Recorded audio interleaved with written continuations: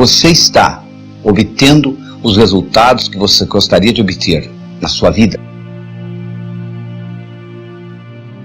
Quando eu digo na sua vida, pode ser tanto na sua vida pessoal quanto na sua vida profissional. A primeira coisa que eu quero definir para você é o que eu chamo de sucesso. Se eu lhe perguntar o que é sucesso, o que você responderia? Se eu perguntar para um amigo seu, provavelmente a resposta será diferente, não é verdade? Sucesso significa coisas diferentes para diferentes pessoas. Sucesso é conseguir o que você quer. O que é diferente de felicidade. Felicidade é querer o que você conseguiu. Para você ser feliz, você não precisa de mais nada. É só aceitar o que você tem. Isto não me impede de continuar almejando outras coisas na vida. Só que, infelizmente, as pessoas confundem sucesso com felicidade. Eu não sei lhe ensinar a ser feliz. Agora, sucesso, sim, é uma ciência. Do mesmo modo que você aprende física, que você aprende química, você pode aprender a ser bem-sucedido. Para que qualquer coisa ocorra no seu universo físico, são necessários 3 componentes. São necessários o querer, o saber e a oportunidade. Imagine que você queira atravessar um cabo de aço de um prédio para outro. Você queira, você sabe atravessar, mas não existe cabo de aço. Você não vai conseguir. Vamos supor que você queira, existe o cabo de aço, mas você não sabe. É impossível, não é verdade? Se você sabe, se você tem o cabo de aço, mas hoje você não está afim, você também não vai atravessar. Então o que nós vamos mostrar aqui no sucesso é como que nós criamos esse contexto onde esses 3 componentes se manifestam. O querer, o saber e a oportunidade. Se você continuar fazendo o que você sempre fez, você vai continuar obtendo o que você sempre obteve. Não é só assistir o vídeo. Você vai ter que fazer alguma coisa diferente. Porque se fosse só assistir o vídeo ou só ler, você poderia ler a Bíblia e ir para o céu. Não é bem assim, não é verdade? Você vai ter que assistir esse vídeo várias vezes, porque repetição é a mãe do aprendizado. Como é que você aprendeu a andar? Você levantou, caiu, levantou, caiu, levantou, caiu, até que um dia você andou, não é verdade? Você não aprendeu da noite por dia. Sucesso também, nós não conseguimos aprender da noite para o dia. Você tem que estudar, você tem que ler, você tem que assistir esse vídeo várias vezes para que isso seja incorporado na sua estrutura psicológica e faça parte de você. Então, do mesmo modo que escovar os dentes se tornou um hábito para você, sucesso pode se tornar um hábito. Mas para se criar um hábito, é necessário que pelo menos passe pelo seu cérebro aquele tipo de pensamento 21 vezes. Se você comprar um aparelho eletrônico numa loja, ele vem com um manual, onde que liga, onde que desliga, como que regula, não é verdade? Você recebeu isso aqui, que é a coisa mais sofisticada que existe no planeta. Chama-se cérebro. Tem 10 bilhões de neurônios, 100 trilhões de conexões nervosas. E você não está usando nem 3% da capacidade que você tem aí. Já imaginou o potencial que está armazenado? Sócrates dizia que o homem preguiçoso é aquele que poderia ser melhor empregado. E de acordo com a definição de Sócrates, todos nós somos preguiçosos, porque nós poderíamos estar utilizando o nosso cérebro de uma forma totalmente diferente. Então o que nós vamos fazer agora é entender, é criar um manual para que você possa tirar o máximo desse cérebro. George Bernard Shaw dizia o seguinte: eu penso uma vez por semana e sou famoso. Já imaginou se eu pensasse todo dia? O que ele queria dizer com isso? Ele queria dizer com isso que a maioria não usa o cérebro para pensar. Usa o cérebro para ter pensamentos. É totalmente diferente. Se eu lhe pergunto se há 5 dias atrás foi um dia antes de quarta, que dia que será depois de amanhã? Para você responder essa pergunta, você tem que pensar. Mas o que você faz 99% do tempo é ter pensamentos. Então a primeira coisa que você tem que entender é a diferença entre pensar e ter pensamentos. O cérebro, como eu disse, esse aparelho que tem 10 bilhões de neurônios, é o computador mais sofisticado da face da Terra. Ele tem dois hemisférios, o esquerdo e o direito. O esquerdo armazena a razão, o direito armazena a emoção. Esses hemisférios, eles têm funções distintas. O esquerdo é digital, o direito é analógico. O esquerdo é analítico, o direito é sintético. O esquerdo pensa em preto e branco, o direito pensa em colorido. O esquerdo é detalhista, o direito é global. Estão vendo as diferenças? Quantas são? Você, por exemplo, tem um indivíduo que é muito cérebro esquerdo. Ele se preocupa com o detalhe, mas ele não vê o todo. Ele consegue ver a árvore muito bem, mas ele não consegue ver a floresta. O indivíduo que é cérebro direito, predominantemente, ele já faz o contrário. Ele consegue ver o todo, mas ele não consegue ver o detalhe. Ele consegue ver a floresta, mas ele não consegue ver a árvore. Então o que nós estamos fazendo aqui, nós temos que fazer um equilíbrio entre o cérebro esquerdo e o direito, entre a razão e a emoção. Todas as vezes que houver uma incongruência, uma discrepância entre o cérebro esquerdo e o cérebro direito, você paga um preço. Se você disser assim, cérebro esquerdo, eu vou roubar um banco, e o cérebro direito, a emoção, disser, não faça isso não, que é antiético, e você vai e rouba o banco, 10 anos depois você aparece com câncer, o que aconteceu? Houve uma incongruência, houve um conflito entre a parte esquerda e a parte direita do seu cérebro, houve uma depressão do seu sistema imunológico, e com isto você sofre um câncer 10 anos depois. Além disto, se você aprende a integrar esses dois lados do cérebro, é como um passarinho. Um passarinho para voar precisa de duas asas. Você nunca vai encontrar um passarinho voando com uma asa só. O indivíduo, para ser bem sucedido na vida, ele tem que aprender a trabalhar com os dois lados do cérebro. Se ele é só cérebro esquerdo, é aquele indivíduo que você conhece, que é inteligente, sabe cálculo, sabe matemática, trabalha numa lojinha no centro da cidade, é o caixa lá, e lá vai ficar a vida inteira. Por outro lado, o indivíduo que só trabalha com o cérebro direito é aquele indivíduo muito criativo, com grande imaginação, que não implementa nada que ele imaginou. Van Gogh pintou 1.600 quadros, vendeu um, viveu e morreu na miséria. Na verdade, ele tinha um cérebro direito muito evoluído, mas ele não tinha o discernimento necessário para vender os quadros e ter uma boa vida. Então o que nós temos que fazer para ser bem sucedido é equilibrar esses dois lados do cérebro. Do mesmo modo, para nós podermos assimilar o conhecimento, se nós assimilamos com os dois lados do cérebro, faz uma diferença muito grande. Tudo aquilo que você aprendeu só com um lado do cérebro, você esquece. Se você fizesse aquela prova que você fez para passar no vestibular, ou para entrar no colegial, ou aquela prova de ginásio que você tirou 10, se você fizesse aquela prova novamente hoje, você não tiraria a mesma nota, não é verdade? Mas se você sabe nadar, e tem 10 anos que você não nada, se você entrar na piscina, você nada. Se você sabe andar de bicicleta, e tem 10 anos que você não anda de bicicleta, se você montar numa, você anda, não é verdade? Por quê? Andar de bicicleta, nadar, você aprendeu com os dois lados do cérebro. E aquilo que você fez lá na escola, você aprendeu com um lado só do cérebro.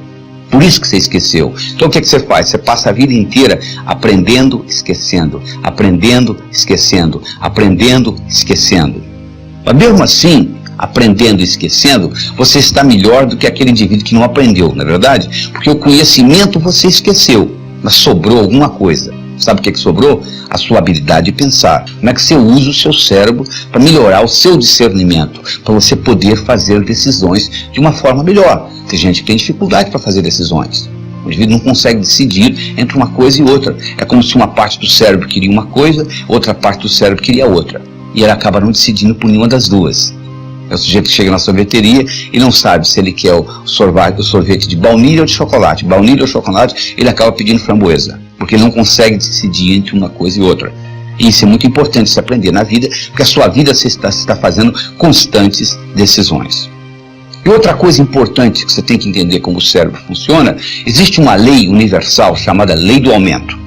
Tudo aquilo que você concentra, aumenta. É assim que o cérebro funciona. Se você se concentrar nos seus problemas, eles vão aumentar. Se você se concentrar na solução dos seus problemas, a solução aumenta. Então é muito importante você focalizar onde você quer gastar a sua energia. Henry Ford dizia, se você pensa que você pode, ou se você pensa que você não pode, de qualquer jeito você está certo. Porque uma vez que você está trabalhando com as suas crenças, você está sempre certo.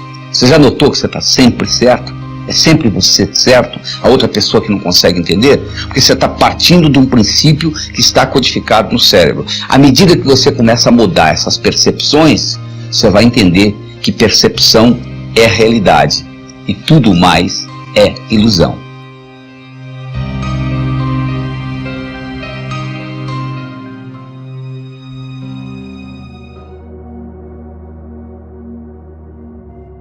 A única coisa constante no mundo é mudança. Você sabe que você não pode pisar no mesmo rio duas vezes, né? Você coloca o pé no rio, quando você tira, quando você vai pisar de novo, aquela água já foi embora. Não é verdade? Tudo mudando. O universo é dinâmico, ele muda o tempo todo.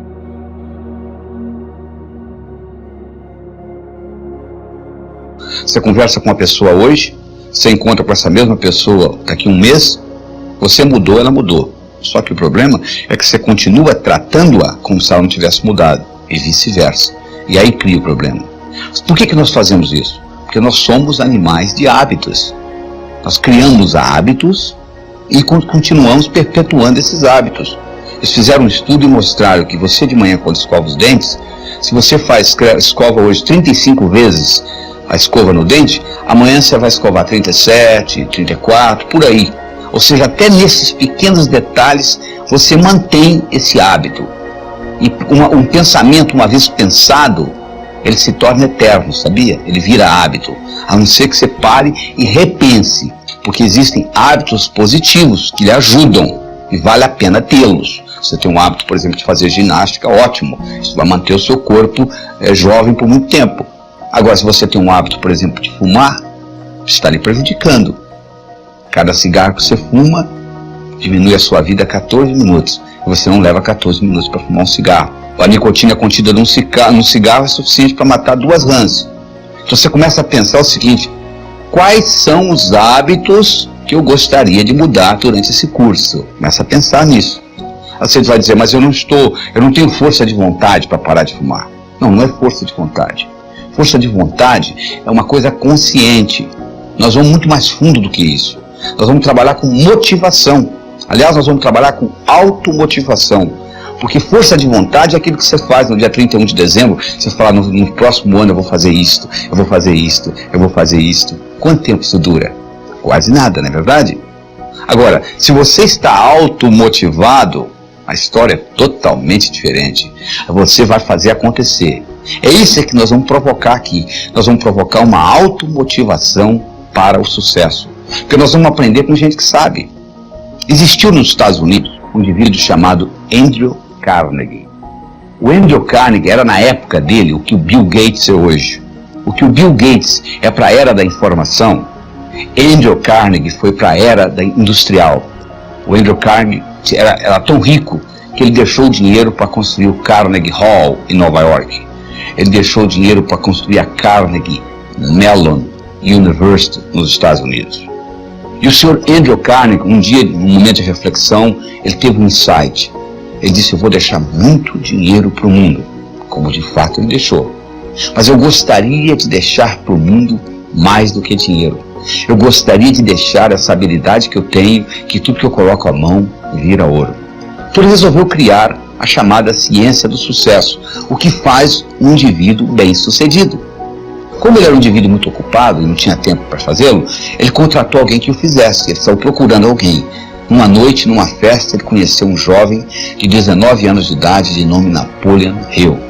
Ele ficou impressionado com a inteligência desse jovem e ele propôs para esse jovem trabalhar durante 25 anos desenvolvendo a ciência do sucesso. Napoleon Hill foi para casa, pensou no assunto e resolveu aceitar o desafio. E durante 25 anos, Napoleon Hill teve a oportunidade de entrevistar 16 mil pessoas. Das 16 mil pessoas que ele entrevistou, 1.000 eram milionários. Dos 1.000 milionários, ele selecionou 500, que além de terem dinheiro, tinham saúde, boa vida familiar, paz de espírito, etc. E ele estudou profundamente as características desses indivíduos e comparou com o resto. Então isso que nós estamos apresentando para vocês aqui não é só uma experiência pessoal nossa. Isso é uma combinação da nossa experiência, porque se eu não fosse bem sucedido na minha vida, eu não mereceria estar aqui passando esse conhecimento para você, mas também conhecimento de outras pessoas que estudaram, que pesquisaram e que desenvolveram esse aspecto e que descobriram que essas características, elas têm que ser inconscientes. Elas têm que estar no seu inconsciente. O seu inconsciente tem que estar impregnado com elas, porque aí sim você vai se automotivar, aí sim você vai mudar os seus hábitos, e uma vez mudados os hábitos, você pode praticamente colocar no piloto automático e a coisa vai acontecer. Só que as pessoas, de um modo geral, o que elas fazem?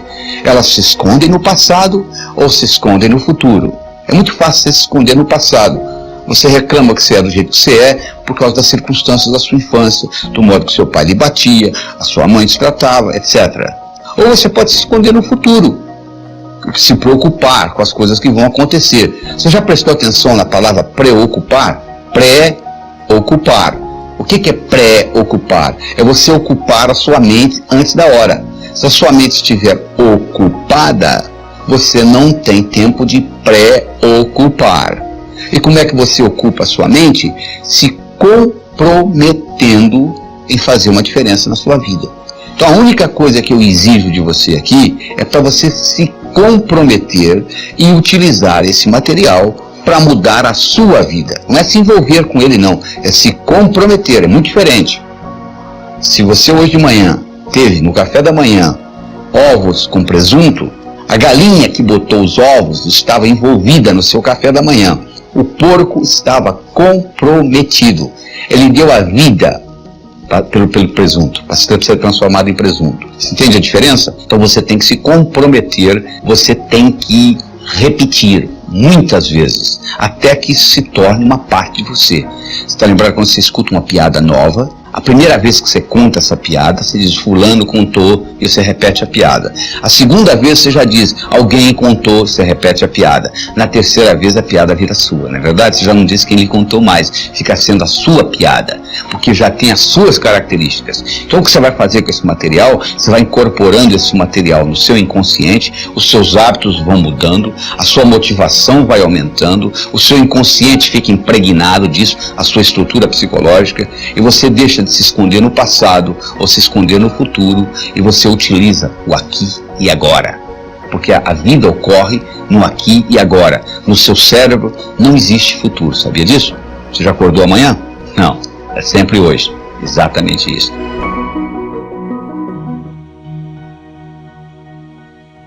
Se você não gosta de você, o mundo não vai gostar de você. O seu desempenho, tanto pessoal quanto profissional, nunca será maior do que a sua autoimagem.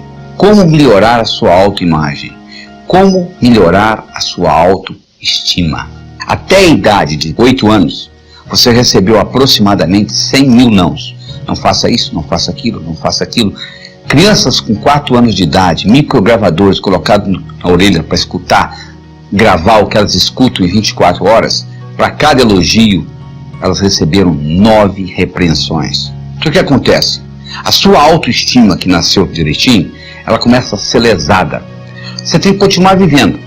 Então, como mecanismo de compensação, você faz compensações e que leva a deformações.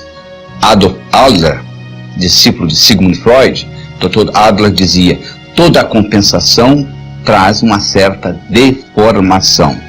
Conclusão, você passa a ter 2 personalidades. Uma que você apresenta para os outros e a outra que é a sua lá, que você não quer mostrar para ninguém. E você gasta uma energia vital enorme tentando separar uma da outra. E isso tudo é codificado linguisticamente. E existe uma conversa dentro da sua cabeça o tempo todo, chamado self-talk, que determina isso. E eu vou lhe provar isso agora. Imagine a seguinte situação. Imagine que eu colocasse aí onde você está assistindo esse vídeo, uma tábua de 40 centímetros de largura e 10 metros de comprimento. Eu colocasse no chão. E solicitasse que você andasse nessa tábua, de um lado para o outro. Você conseguiria? Provavelmente sim, não tem problema nenhum andar de um lado para o outro.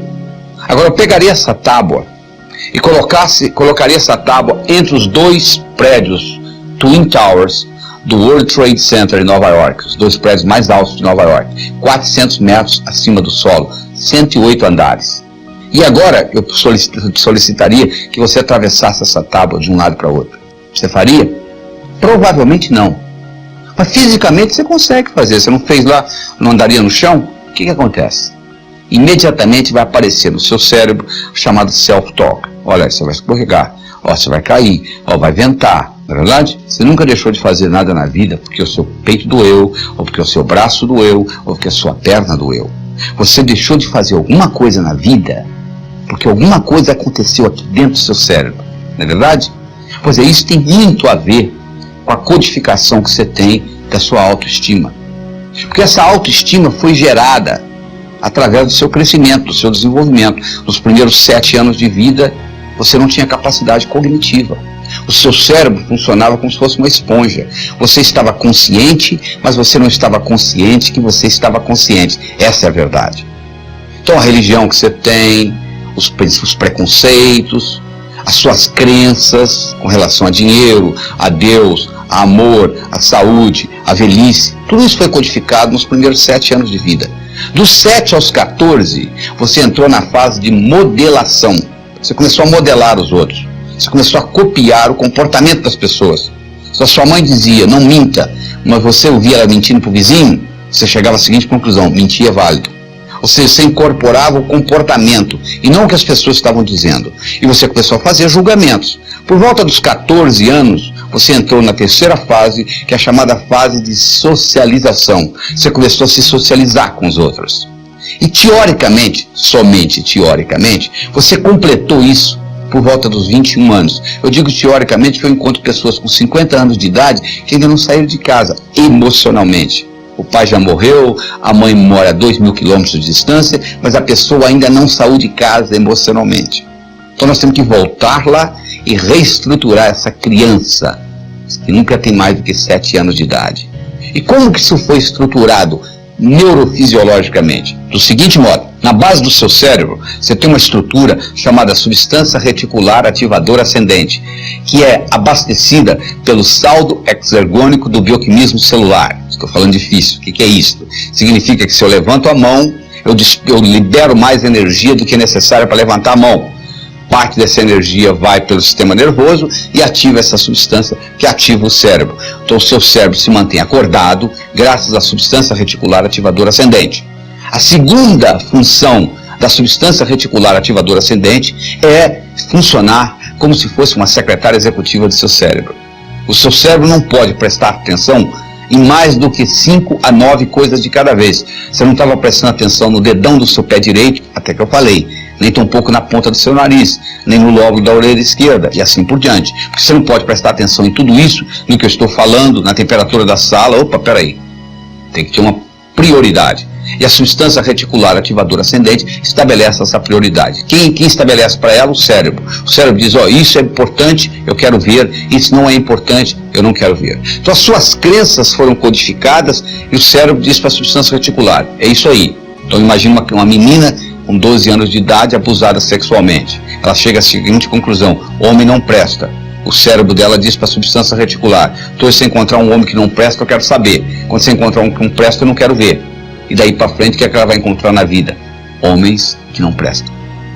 Então com isso se perpetua. E você então passa a ter a sua vivência de acordo com as suas crenças, de acordo com a sua autoestima. Está entendendo como a coisa funciona? Se você quiser mudar a sua vida, você tem que começar mudando a sua autoestima. Nós vamos trabalhar nisso aqui. Como é que você melhora a sua autoimagem? O que você precisa fazer para mudar essa autoimagem? O que você precisa fazer para modificar essa janela da substância reticular ativadora ascendente?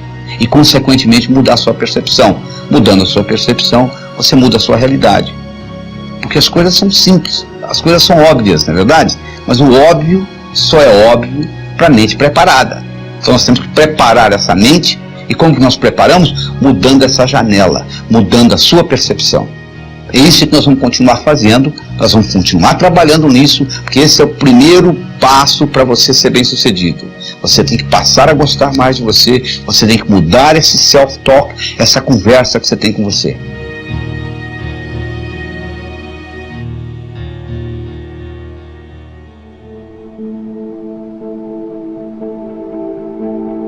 Quantas coisas que você codificou na infância que você continua carregando com você?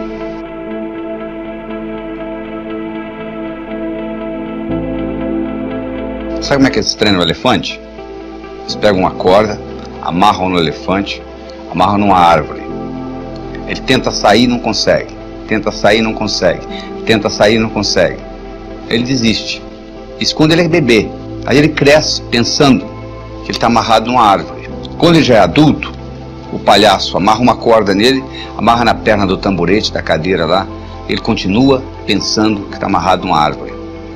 Nós podemos fazer a mesma coisa com pulgas. Você coloca a pulga dentro de um jarro, fecha o jarro, a pulga não gosta de ficar dentro do jarro, ela pula, volta, ela bate na tampa do jarro, até que ela começa a se machucar, ela começa a pular um pouquinho mais baixo.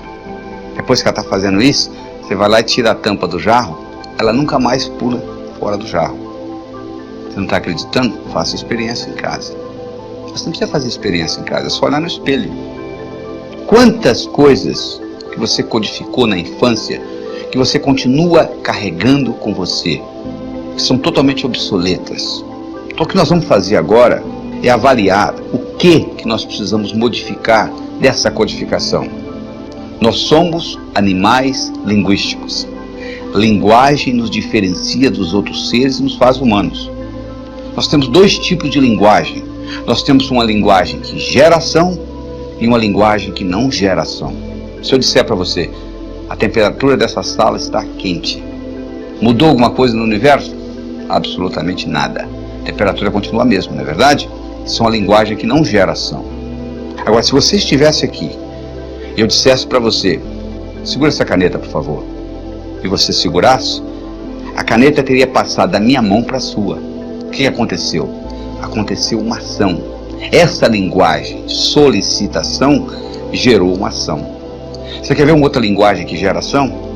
Declaração. Se você vai perante o juiz, homem e mulher, e o juiz diz, eu declaro vocês marido e mulher, e 5 segundos depois que ele acabou de dizer isso, você levanta a mão e diz assim, sou juiz, eu não quero me casar mais. Sabe o que ele vai dizer para você? Agora é muito tarde. Você agora tem que se divorciar, porque eu já declarei, eu já criei uma realidade jurídica na sua vida, através de uma declaração. Então vamos analisar isso mais cuidadosamente. Imagine se ao invés do juiz, você fosse o seu vizinho que é bancário e pedisse a ele para ele casar. Você acha que ficaria válido? Claro que não.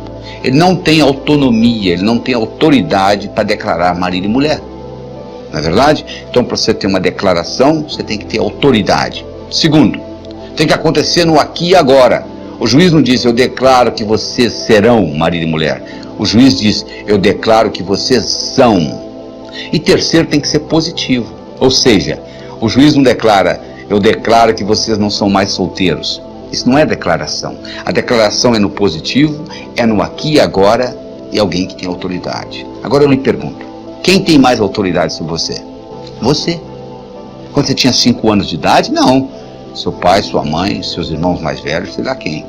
Mas hoje, ninguém tem mais autoridade sobre você do que você. Então você tem a possibilidade de recriar você linguisticamente. Esta é a verdade. E como é que você recria você linguisticamente? Declarando. Eu declaro que sou inteligente. Ser, fazer, ter. As pessoas pensam que é o contrário. Se eu tivesse inteligência, não. Eu declaro ser inteligente. Eu passo a fazer o que gente inteligente faz. Eu passo a ter inteligência. Eu declaro ser próspero. Eu passo a fazer o que gente próspera faz. Eu passo a ter prosperidade. Por isso que o ser vem antes do ter. Porque se você tiver o ter sem o ser, não pertence a você. Eu declaro ser a força criadora na minha vida. Significa que tudo que ocorrer de bom e tudo que ocorrer de ruim, eu sou responsável. Eu declaro ser saudável, fisicamente, mentalmente, emocionalmente, espiritualmente. Eu declaro ser sincero para comigo mesmo. Eu declaro ser livre. Significa que eu sou livre, você é livre. Eu tenho direito de pensar o que eu quiser, você tem o direito de pensar o que você quiser. Então, à medida que você vai fazendo isto, você vai mudando a cibernética do seu cérebro. O seu cérebro trabalha ciberneticamente. Cibernética é a disciplina que estuda sistemas autônomos. Você coloca um ar-condicionado num salão, numa sala, e coloca um termostato no ar-condicionado dessa sala, e coloca uma temperatura 21 graus Celsius, eu coloquei inteligência numa máquina. Sabe por quê? O ar-condicionado dessa sala vai ligar e desligar, independente da minha presença física. Sabia disso? Independente da minha presença física. Porque agora ele vai usar a temperatura da sala como retroalimentação. Nós também temos os nossos termostatos. Você tem um termostato para dinheiro. É como se tivesse escrito em letra invisível na sua testa o quanto que você vale por ano. É isso que você está ganhando. Você tem um termostato para saúde. Você tem um termostato para relacionamentos. E você pode modificar esse termostato através da linguagem e através da visualização.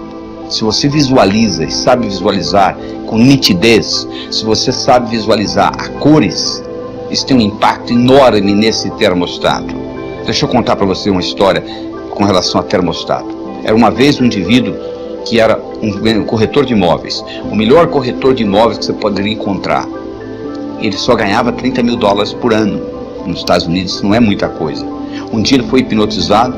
Durante a sessão hipnótica descobriu-se que quando ele tinha 7 anos de idade o pai dele tinha morrido, e a companhia para a qual o pai trabalhava tinha dado uma cerimônia, e tinha convidado ele e a mãe, e tinha havido um discurso de quanto o pai dele tinha sido honesto, trabalhador, dedicado, etc, etc, etc, e foi dado à mãe um envelope que era o seguro de vida do pai, que ela abriu o envelope, tirou o cheque, $30 mil, e ele com 7 anos de idade olhou e concluiu: um indivíduo honesto, trabalhador, dedicado, vale $30 mil por ano, ele concluiu. Trazido de volta da sessão hipnótica e trabalhado com essa tecnologia que eu estou trabalhando com você aqui agora nesse vídeo, esse indivíduo na semana seguinte dobrou o que ele ganhava, na semana seguinte ele triplicou, na semana seguinte ele quadruplicou. Um ano depois ele ganhava $1 milhão por ano, fazendo o que ele sempre soube fazer, levantando a mesma hora que ele sempre levantou, indo dormir a mesma hora que ele sempre foi dormir. Sabe o que mudou? O termostato dele. Essa que é a diferença, que faz a diferença. É essa mudança de termostato. Isso é que é importante. Essa mudança, é isso que nós estamos fazendo aqui. William James foi o que eu considerado o pai da psicologia moderna. Ele foi um filósofo, um psicólogo, professor da Universidade de Harvard. Ele tem uma frase famosa que é a seguinte: o passarinho não canta porque está feliz, ele está feliz porque canta. Porque uma vez foi perguntado ao Dr. James: Dr. James, na sua opinião, qual foi a descoberta mais importante no campo do desenvolvimento humano nos últimos 100 anos? Ele disse: na minha opinião, foi que antes pensava-se que para você fazer, você tinha que sentir primeiro. Agora nós sabemos que o contrário também é verdadeiro. Você começa a agir e o sentimento aparece. Então não fique esperando que o sentimento apareça para você começar a executar. Comece a executar, que o seu termostato vai mudar. Você começa a modificar isso e o termostato modifica. E com isso, você recria o seu passado.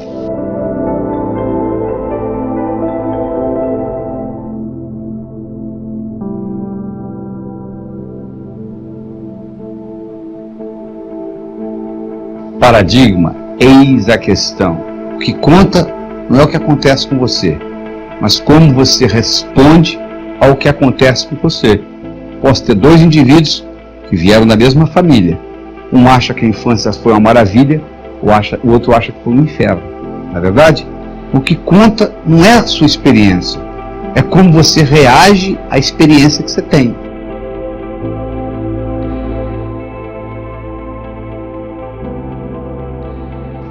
E essa percepção é a sua atitude. A sua atitude determina isso. Então nós temos uma atitude do indivíduo que é otimista, uma atitude do indivíduo que é pessimista. Eu sempre digo o seguinte: otimismo sozinho não resolve. Pessimismo atrapalha. E o modo de você mudar essa atitude, que vai determinar a sua altitude na vida, depende muito do modo como você percebe o mundo. Depende muito do que nós chamamos de paradigmas. Ou seja, a percepção que você tem do mundo. Vou dar um exemplo. Se um indivíduo do sexo masculino veste uma saia ou um vestido de mulher, é um absurdo. Se um indivíduo do sexo feminino veste uma calça jeans de homem, não tem problema nenhum. Por quê? É o paradigma vigente na nossa sociedade que mulher pode usar roupa de homem, mas homem não pode usar roupa de mulher. Não é verdade? Isso é um paradigma. Isso não está escrito em lugar nenhum. Mas é o modo como uma coisa é percebida. O paradigma está para nós igual a água está para o peixe. O peixe que nunca saiu da água, ele não sabe que existe água. Porque só vai saber que existe água quando ele souber o que não é água. Porque o nosso cérebro conhece por comparação, conhece por analogia. Então, se ele não sabe o que não é água, ele não sabe que ele vive na água. Se você não está vivendo num paradigma diferente, você não sabe que você vive num paradigma. E aquele paradigma determina o que é possível e o que é impossível na sua vida. E o paradigma, de um modo geral, está ligado com o paradoxo. Quando você depara com um paradoxo, é hora de mudar o paradigma. Niels Bohr, que é um físico dinamarquês que ganhou o prêmio Nobel por causa da estrutura do átomo, ele tem uma frase que ele diz o seguinte: que bom que nós encontramos um paradoxo. É sinal que nós estamos prestes a descobrir um novo paradigma. Quando a situação se torna paradoxal, o único jeito que você tem é criar novos paradigmas. E os paradigmas vão se tornando obsoletos. Essa que é a realidade. Então, na época das carruagens, ganhava dinheiro quem fabricava carruagem, quem fabricava roda de carruagem. Depois que o Henry Ford introduziu o modelo T, todo mundo passou a andar de carro, não adianta você fabricar roda de carruagem mais. Hoje você tem que fabricar pneu, não é verdade? Porque houve uma mudança no paradigma. E isso aí vai determinar o modo como você vive. Vou dar um exemplo muito simples. Houve uma época que o mundo era chato. Até que Nicolau Copérnico matematicamente provou que o mundo era redondo, e Cristóvão Colombo comprovou. Quando o mundo era chato, era impossível você fazer uma viagem de volta ao mundo no mundo chato. Quando o paradigma é do mundo redondo, agora você pode fazer uma viagem de volta ao mundo. Ou seja, quando há uma mudança de paradigma, há uma multiplicação de possibilidades. Ou seja, aquilo que era impossível na sua vida, com a mudança de paradigma, passa a ser possível. Mas só que a nossa tendência é continuar com os paradigmas antigos. A Suíça dominou o mundo de relógios durante muito tempo. Quando o relógio eletrônico, que provavelmente você está usando aí no seu curso, foi inventado, houve um grande problema na Suíça, porque quem inventou o relógio eletrônico não foram os japoneses, nem tampouco os americanos, foram os suíços. Mas quando o suíço apresentou aquele relógio, que não tinha corda, que não tinha mola mestre, que não tinha rubi, eles disseram: isso não é relógio, guarde isso. E os japoneses, a Seiko, e os americanos, a Texas Instruments, lançaram e tomaram conta do mercado. Os suíços, que dominavam o mundo de relógios, tinham 90% do lucro de relógios no mundo, chegaram a 15%. Eles tinham 65 mil funcionários, chegaram a 15 mil, tiveram que mandar 50 mil relojoeiros embora, ficaram desempregados, porque houve uma mudança de paradigma. Na sua vida, se você examinar, você vai ver que muitos paradigmas estão mudando. E se você não acompanhar com essa mudança, você vai ficando para trás. E o paradigma determina a sua atitude, porque você nunca vai saber se é sorte ou se é azar, dependendo do que vem depois. Eu tenho uma história que eu conto no meu livro Sucesso Não Ocorre Por Acaso, que é a história de um menino que está sentado na calçada, numa pequena vila da China, e passa uma cavalaria, e tem um potrinho, um cavalinho que nasceu 5 ou 6 dias antes, e o potrinho não está conseguindo acompanhar o ritmo da cavalaria. E o dono da cavalaria vê aquele menino sentado e pergunta para ele: você quer esse cavalinho para você? Ele: quero. Ele ganha um cavalinho e leva para o quintal. Aí o vizinho do pai do menino vem para conversar com o pai do menino e diz: poxa, seu filho é de sorte. Ele diz: por quê? Ele está sentado lá na calçada, ganha um cavalinho. Ele diz: pode ser sorte ou azar, o tempo dirá. O cavalinho cresce, o menino cresce, pegado um ao outro. Um dia o cavalo foge, vai embora, o rapazinho entra em depressão. Vem o vizinho: pô, seu filho é de azar, hein? Azar ou sorte, o tempo dirá, responde o pai do menino. 6 meses depois, o cavalo volta seguido de cavalos selvagens. O cavalo selvagem não tem dono, fecharam a porteira do curral, é deles. Vem o vizinho: seu filho é de sorte. Sorte ou azar, o tempo dirá. O rapaz vai montar num cavalo, o cavalo pula com ele, quebra a perna. Vem o vizinho: seu filho é de azar. Azar ou sorte, o tempo dirá. O reinado onde ele vivia declara guerra ao reinado vizinho. Todos os indivíduos da idade dele vão para a guerra. com exceção dele estar com a perna quebrada. Vem o vizinho, seu filho é de sorte. Sorte ou azar, o tempo dirá. Se eu chego num cassino, você está jogando, você está ganhando $1 milhão, você diz para mim assim, ganhei $1 milhão, eu pergunto, você já parou de jogar? Você diz não. Você não ganhou ou perdeu até que você tirou as fichas da mesa. E aqui na nossa vida, nós tiramos as fichas da mesa quando nós morremos, quando nós transcendemos, quando nós mudamos o nosso endereço cósmico. Essa que é a verdade. Só aí que nós tiramos a ficha da mesa. Porque às vezes uma coisa que parece azar é sorte. Parece sorte é azar. O tempo dirá. Então por isso que essa atitude positiva, de você estar sempre vendo os dois lados da coisa, é muito importante. Nós vamos discutir em segmentos futuros desse vídeo a importância dos problemas. E continua a aplicabilidade desse processo de atitude. Então o que hoje é impossível na sua vida, é impossível baseando-se no paradigma que você vive. Se você mudar o paradigma, as possibilidades se multiplicam. E todas as vezes que você mudar o paradigma, você não quer mudar, porque mudando você está declarando que você está obsoleto. Você está começando de novo. E toda vez que você começa de novo, você tem que voltar a estaca zero. Então você tem que estar preparado para na hora que você fizer essa mudança, você tem que estar aprendendo novamente. Porque a única vantagem competitiva que nós temos hoje é a habilidade de aprender mais rápido. Porque os paradigmas se mudam com uma velocidade tão grande que o conhecimento que nós temos vai ficando rapidamente obsoleto. Mas existe um ditado do Mark Twain que diz o seguinte: se o único instrumento que você tem é o martelo, todo problema você pensa que é prego. A nossa tendência é dizer, não, peraí, eu sei como fazer isso. Eu já fiz isso no passado. O meu pai fez assim, seu pai fez assim, não quer dizer nada. Aquilo pode ter servido na época de seu pai, mas não necessariamente serve nos dias de hoje.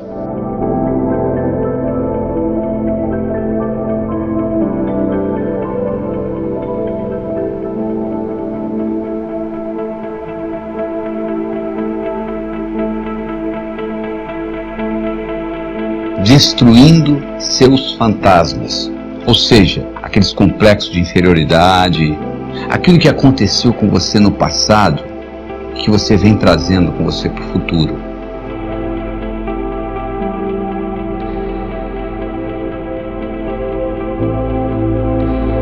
A analogia que eu vou fazer para você é muito simples. Você imagina um jarro cheio de balas, tem balas amarelas, balas azuis, balas verdes. Imagine que essas balas representem o seu passado. Imagine que as amarelas representem aquelas balas que você não gostaria dentro do jarro. Ou seja, coisas que ocorreram com você que foram traumáticas. Como é que você elimina isso de dentro do jarro? Ora, você pode ir lá e pegar uma por uma e jogar fora. Chama-se terapia.